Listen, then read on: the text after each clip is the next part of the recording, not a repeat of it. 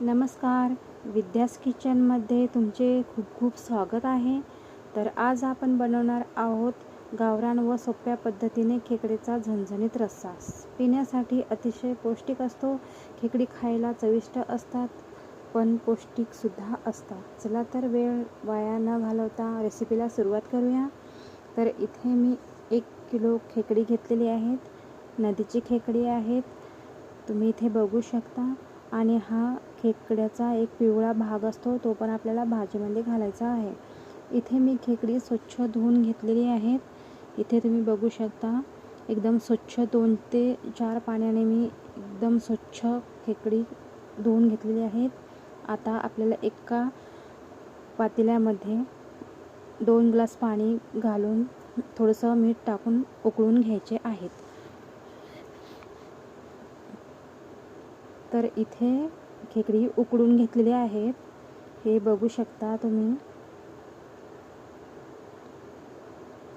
आता इथे कढईमध्ये मी 1 ते 2 चम्मच तेल घातलेलं आहे.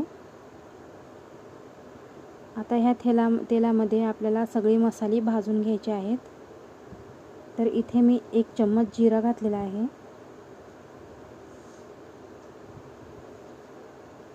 2 ते 3 दालचिनीचे तुकडे, थोडंसं आलं घातलेलं आहे, थोडेसे शेंगदाणे आणि इथे 1 उभा चिरून घेतलेला कांदा, 1 चम्मच किसलेलं खोबरं किस.